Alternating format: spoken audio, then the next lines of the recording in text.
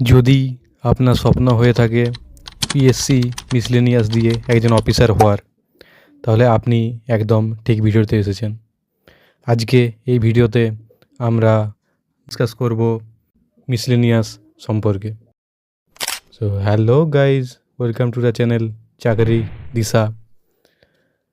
আজকে আলোচনার বিষয় হলো ডাব্লিউবিপিএসসি মিসলেনিয়াস এক্সামিনেশন নিয়ে করে। আমাদের যে ডাব্লিউবিপিএসসি মিসলেনিয়াস এক্সামিনেশনের যে নোটিফিকেশান বের হয়েছে এবং তার ফর্ম ফিল আপ হয়ে গেছে, আজকে এই ভিডিওতে আমরা তার কমপ্লিট সিলেবাস এবং স্ট্র্যাটেজি দেব এবং টপিক ওয়েটেজটাও এখানে আমরা ডিসকাস করব যে কোন টপিক থেকে কতগুলো করে প্রশ্ন আসছে। তো চলো জিনিসটাকে আমরা শুরু করি। সো প্রথমে যদি বলা যায় তাহলে আমাদের হাতে মোটামুটি এখনও সময় পড়ে আছে আর মাত্র 5 মাস। এই 5 মাস মতো সময়ের মধ্যে আমাদেরকে পুরোপুরি প্রিপেয়ার হতে হবে এবং পুরোপুরি প্রিপেয়ার হওয়ার জন্য আমাদের দরকার একটা সঠিক গাইডেন্স এবং সঠিক পথ, এবং ঠিকভাবে আমাদেরকে যেগুলো গুরুত্বপূর্ণ টপিক সেগুলোকে আগে কমপ্লিট করা, যাতে আমরা ম্যাক্সিমাম মার্কস অ্যাচিভ করতে পারি। দেখে নেব আমাদের যে গুরুত্বপূর্ণ ফোকাস পয়েন্ট বা কি ফোকাস পয়েন্টগুলো সেগুলো কী কী। আমরা যদি বিগত বছরের প্রশ্নকে আমরা অ্যানালাইসিস করি তাহলে আমরা দেখতে পাবো যে এখানে আমাদের গণিত এবং স্ট্যাটিক জিকে এই পোর্শন থেকে এসেছে প্রায় 50%, ম্যাক্সিমাম নাম্বার এসছে এখান থেকেই। গণিত থেকে তোমরা সবাই জানো 25টা কোশ্চেন আসবেই, ঠিক আছে, আর স্ট্যাটিক জিকে থেকে মোটামুটি 30 থেকে 35টা কোশ্চেন এসেছে। তাই গণিত এবং স্ট্যাটিক জিকে মিলেই প্রায় 50% ওয়েটেজ কভার করছে এখানে। এবং বিজ্ঞান, ইতিহাস ও ভূগোল এই তিনটে বিষয় নিয়ে 35% এবং রাষ্ট্রবিজ্ঞান ও কারেন্ট অ্যাফেয়ার্স নিয়ে করে 15%। সো আমি এগুলোকে কেন আলাদা আলাদা করে রেখেছি, কারণ দেখো গণিত এবং স্ট্যাটিক জিকে এগুলো তোমার নিয়মিত প্র্যাকটিস দরকার, ঠিক আছে। তুমি একবার শিখে নিলে গণিত দিয়ে তারপর নিয়মিত যদি প্র্যাকটিস করতে থাকো তাহলে তোমার মনে থাকবে। এবং সেম স্ট্র্যাটেজিকের ক্ষেত্রে যদি তুমি নিয়মিতভাবে ওগুলোকে রিভিশন করতে থাকো তাহলে তোমার ওগুলো দেখবে মাথায় গাঁথা হয়ে থেকে গেছে।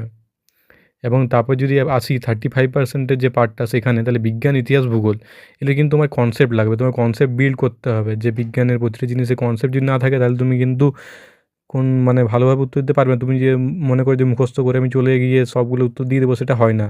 বিজ্ঞানের ক্ষেত্রে একটা কনসেপ্ট লাগে, সেম ইতিহাসের ক্ষেত্রে, ভূগোলের ক্ষেত্রে যদি তোমার কনসেপ্টটা ভালো থাকে তাহলে তুমি মোটামুটি একটা ভালো স্কোর অবশ্যই করতে পারবে। এবং রাষ্ট্রবিজ্ঞান এবং কারেন্ট অ্যাফেয়ার্স যদি বলি, এগুলো তোমার নিয়মিত একটা চর্চা দরকার। আমরা সবাই জানি রাষ্ট্রবিজ্ঞান পলিটির যে থেকে সাধারণত কি আমরা আর্টিকেলগুলো এগুলো, তারপর কারেন্ট অ্যাফেয়ার্সের বিভিন্ন যে ইনফরমেশানগুলো সেগুলো আমাদেরকে ডেইলি মনে রাখতে হবে। সেখান থেকে স্কোর করা যায়, কিন্তু এটাকে 15%-এর মধ্যে রাখছি কারণ এখান থেকে কোশ্চেন এক তো বেশি আসে না, আসে কেমন 15% কোশ্চেন আসে, কিন্তু স্কোর করাটা অতটা সহজ নয় আর কি, এটাই বলতে চাইছিলাম। এবার যদি আমরা আসি যে হচ্ছে এর প্রশ্নের ধরন বা টাইপটা কীরকম, এইখানে দেখো মোট 100টা প্রশ্নের পরীক্ষা হয়, যার মধ্যে 75টা থাকে জিকে এবং অঙ্ক থাকে 25টা। প্রতিটি প্রশ্নের মান হয় 2 নম্বর করে। এমসিকিউ টাইপের কোশ্চেন হয়, তোমাকে ওএমআর ফিল করে করে তোমাকে এখানে পরীক্ষা দিতে হবে, ঠিক আছে। তাহলে জিকের যে 75টা সেখানে প্রতিটা 2 নম্বর করে হলো 150 নম্বর জিকের মোট, আর অঙ্কের মোট 25টা কোশ্চেন 2 নম্বর করে হলো 50, তাহলে মোট নম্বর হলো 200, ঠিক আছে। এবার আমরা যদি আগের বছরের বিগত বছর যে মিসলেনিয়াস পরীক্ষাটা হলো বা এর আগের যে মিসলেনিয়াসটা হলো সেটাতে যদি আমরা দেখি তাহলে সেখানে আমাদের প্রিলিমিনারি যে পরীক্ষা, সেই প্রিলিমিনারি পরীক্ষায় কাট অফ গিয়েছিল 200-র মধ্যে 130, যেটা এখনও অবধি সব থেকে বেশি, ঠিক আছে। তাই সবাই বুঝতেই পারছো তোমাদের সবাইকে ভালোভাবে পড়তে হবে, প্রতিটা জিনিসকে ভালোভাবে টাচ করতে হবে না। এরপর আমরা যদি আসি আমাদের জিকের যে টপিক ওয়েটেজের মধ্যে কী কী আছে না, আমাদের স্ট্যাটিক জিকে থেকে আগেরবারের যে 75টা কোশ্চেন ছিল মোট, তার মধ্যে স্ট্যাটিক জিকে থেকেই ছিল 30 থেকে 35টা কোশ্চেন। সেমভাবে বিজ্ঞান বা সায়েন্স থেকে ছিল 12 থেকে 15টা কোশ্চেন, ইতিহাস থেকে 8 থেকে 10টা কোশ্চেন, জিওগ্রাফির থেকে 8 থেকে 10টা কোশ্চেন, পলিটির থেকে 5 থেকে 7টা কোশ্চেন এবং কারেন্ট অ্যাফেয়ার্স থেকে 5 থেকে 8টা কোশ্চেন। তাহলে মোটামুটি এখানে দেখতে পাচ্ছি স্ট্র্যাটেজিক একটা ভালো রোল প্লে করছে, 40-47% কোশ্চেন কিন্তু ওখান থেকেই আসছে। আমরা যদি দেখে নিই প্রায় 50% মতো কোশ্চেন তাহলে স্ট্যাটিক জিকে থেকেই আমরা থাকছে, যেটা আমরা দেখতে পাচ্ছি। স্ট্যাটিক জিকে মানে ইতিহাস ভূগোলকে যদি আমি ধরে নিই তাহলে মোটামুটি অনেকটা অংশ তোমার এর মধ্যেই চলে যাচ্ছে, মোটামুটি জিকের ম্যাক্সিমাম পোর্শনটা ওখানে কভার হয়ে যাচ্ছে। এবার তাহলে আমরা ডিসকাস করে নিই যে হচ্ছে প্রতিটা যে সাবজেক্ট আছে জিকের সেগুলো কোনটার থেকে কোন জিনিসগুলো আমাদের মেনলি দেখতে হবে। তাহলে প্রথম হচ্ছে আমাদের আসছে স্ট্যাটিক জিকে। স্ট্যাটিক জিকের ক্ষেত্রে মোটামুটি আমরা দেখলাম কি 30 থেকে 35টা কোশ্চেন, তার একটা মোস্ট ইম্পর্টেন্ট একটা সেকশনের মধ্যে পড়ছে এটা। এর মধ্যে কী কীগুলো আমাদের দেখতে হবে না, যে পুরস্কার এবং সম্মান যেগুলো দেওয়া হয়েছে যেমন নোবেল, অস্কার, ভারতরত্ন, এগুলো আমাদেরকে দেখতে হবে, কে কত সালে পেয়েছে, ঠিক আছে, এগুলো দেখতে হবে। এবং প্রধান কার্যালয় অর্থাৎ হেডকোয়ার্টারগুলো কার কোথায় আছে সেটা দেখতে হবে। গুরুত্বপূর্ণ যে সমস্ত দিনগুলো আছে, ইম্পর্ট্যান্ট ডে যেগুলো, সেগুলো দেখতে হবে। যেমন হচ্ছে ব্রেলি ডে কবে, ঠিক আছে, ইন্টারন্যাশনাল ইউথ ডে কবে, ন্যাশনাল ইউথ ডে কবে, এগুলো আমাদের জানতে হবে। বই ও লেখক যেমন ধরো অরুন্ধতী রায় কোন বই লিখেছেন, ঠিক আছে, এরকম যারা বিখ্যাত যেসব লেখক আছে তাদের দ্বারা লিখিত বই, কিংবা কোনো বিখ্যাত লোকের দ্বারা লিখিত বই, বিখ্যাত লোকের দ্বারা লিখিত বই বলতে যেমন ধরো আজ নরেন্দ্র মোদী কোনো একটা বই লিখলেন, কিংবা আজ ধরো ডিফেন্স মিনিস্টার কোনো একটা বই লিখলেন, ডিফেন্স মিনিস্টার অর্থাৎ কি আমরা রাষ্ট্রপতি তিনি কোনো বই পাবলিশ করলেন, ঠিক আছে, এগুলো ওই বই লেখকের মধ্যে পড়ে যাচ্ছে। তারপর খেলা ও ক্রীড়া, খেলায় কোন আমাদের অলিম্পিক্সে কে কতগুলো পদক জিতলো, ঠিক আছে, তারপর হচ্ছে ইন্ডিয়া কত কাকে হারিয়ে করে কোন কাপ জিতেছে, তারপর ফুটবলের ক্ষেত্রে আইএসএল কে জিতলো, ঠিক আছে, এগুলো আমাদের দেখতে হবে। ভারতের দীর্ঘতম নদী কী, ভারতের বৃহত্তম হ্রদ কী, এগুলো আমাদের দেখতে হবে, ঠিক আছে, স্ট্র্যাটেজিকের মধ্যে এগুলো পড়ছে। তারপর যদি আমরা চলে আসি তাহলে হচ্ছে পলিটির প্রশ্নটা বা পলিটির অংশটা আমরা দেখে নিই। পলিটির ক্ষেত্রে কী কীগুলো গুরুত্বপূর্ণ না হচ্ছে, যে সমস্ত ধারা বা অনুচ্ছেদগুলো আছে, যে সমস্ত ইম্পর্টেন্ট আর্টিকেল যেগুলো আছে সেগুলো আমাদের দেখতে হবে ভালো করে।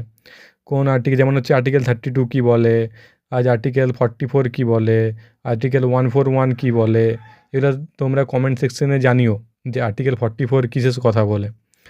প্রধানমন্ত্রী, রাষ্ট্রপতি সম্পর্কে জানতে হবে, ঠিক আছে, কীভাবে কাউন্সিল অফ মিনিস্টার কীভাবে গঠিত হয়, ঠিক আছে, এগুলো সব জানতে হবে। কীভাবে একটা বিল পাস হয়, মানি বিল কী, এগুলো দেখতে হবে। পঞ্চায়েতি রাজ সম্পর্কে জানতে হবে। এগুলো গেল পলিটি। তারপরে আমরা আসছি ইতিহাসের ক্ষেত্রে। ইতিহাসের ক্ষেত্রে গুরুত্বপূর্ণ কী কী না, ইতিহাসের ক্ষেত্রে বলতে গেলে তোমাকে প্রাচীন ইতিহাস, মধ্যযুগীয় ইতিহাস এবং আধুনিক ইতিহাস, 3টা পোর্শনই ভালোভাবে দেখে নিতে হবে।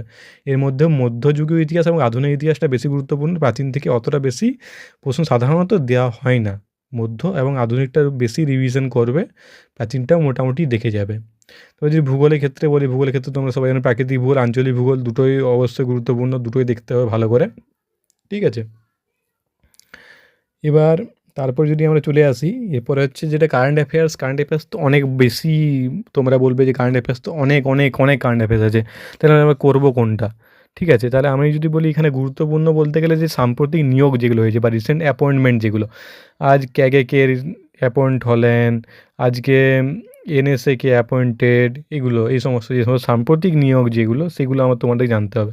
এমনি সম্মেলন যে সমস্ত ধরো তোমার G20 সম্মেলন, এগুলো কোথায় হচ্ছে, আগেরবার কোথায় হয়েছে, ঠিক আছে, সেগুলো জানতে হবে সাম্প্রতিক সম্মেলন সম্পর্কে। তারপর কোনো স্পোর্টস টুর্নামেন্ট রিসেন্টলি কোনো অর্গানাইজ করছে, ঠিক আছে, সেগুলো তোমাদেরকে জানতে হবে। তারপর যদি আমরা চলে আসি তাহলে হচ্ছে সবথেকে বেশি স্কোরিং যে অংশটা, অনেক ক্ষেত্রে অবশ্য স্কোরিং না, অনেক ক্ষেত্রে এটা অবশ্যই স্কোরিং, ঠিক আছে।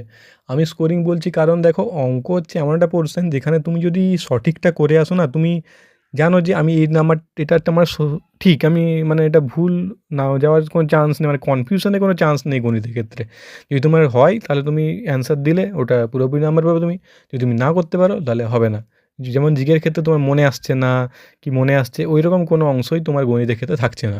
তাহলে গণিতের ক্ষেত্রে আমরা যদি দেখি আগের বারে যে অংশগুলো আমাদের গুরুত্বপূর্ণ, মানে বেশি গুরুত্বপূর্ণ ছিল এবং বেশি প্রশ্ন এসেছিলো, সেগুলো হচ্ছে প্রথম হচ্ছে লাভ ক্ষতি, তারপর অনুপাত সমানুপাত, শতকরা অর্থাৎ পার্সেন্টেজ, তারপরে গড় বা অ্যাভারেজ, কাজ সময় ওয়ার্ক অ্যান্ড টাইম, সময় ও দূরত্ব স্পিড অ্যান্ড ডিস্টেন্স, তারপর হচ্ছে সরল ও চক্রবৃদ্ধি সুদ, সিম্পল ইন্টারেস্ট, কম্পাউন্ড ইন্টারেস্ট, তারপর সংখ্যা পদ্ধতি অর্থাৎ নাম্বার সিস্টেম। এই অংশগুলো থেকে বেশি প্রশ্ন এসেছিল, তাই আমাদেরকে আগে এই অংশগুলো ভালো করে বেশি করে আমাদেরকে রিভিশন করে বেশি এখান থেকে অঙ্ক প্র্যাকটিস করে নিতে হবে। তাই এখন দেখো আমি এই চ্যানেলে তোমাদের জন্য এই রকম সমস্ত ভিডিও নিয়ে আসতে থাকবো, যাতে তোমাদের এর দ্বারা কিছু লাভ হয় বা তোমরা এখান থেকে কিছু বেনিফিট পেতে পারো, তার জন্যই আমি এখানে ভিডিওগুলো বানাবো। তাই তোমাদের কাছে একটা একান্ত অনুরোধ যে তোমরা চ্যানেলটাকে সাবস্ক্রাইব করে রাখো। আপকামিং বিভিন্ন এক্সামগুলোর যে আপডেট পাওয়ার জন্য এই চ্যানেলটাকে সাবস্ক্রাইব করে নাও। এখানে আমি তোমাদেরকে সমস্ত খুঁটিনাটি বিবরণ দিয়ে দেবো, ঠিক আছে? এই চ্যানেলটা শুধুমাত্র তোমাদের জন্যই বানানো, ঠিক আছে? তাই ভিডিওটা যদি ভালো লেগে থাকে তাহলে লাইক করে দাও, যাতে আমি একটু মোটিভেশন পাই পরবর্তী ভিডিও বানানোর জন্য, এবং সাবস্ক্রাইবটাও দয়া করে দিও, যাতে একটু ভালো লাগে আমার, যে আমি ইন রিটার্ন কিছু পাচ্ছি সেটা যদি আমি দেখতে পাই তাহলে আমারও ভিডিও বানাতে অবশ্যই ভালো লাগবে, আর তোমাদের সাহায্য করতে অবশ্যই ভালো লাগবে। তাই বলবো যে ভিডিওটা লাইক করে দিও এবং চ্যানেলটা সাবস্ক্রাইব করে দিও। ধন্যবাদ, আবার দেখা হবে পরের ভিডিওতে।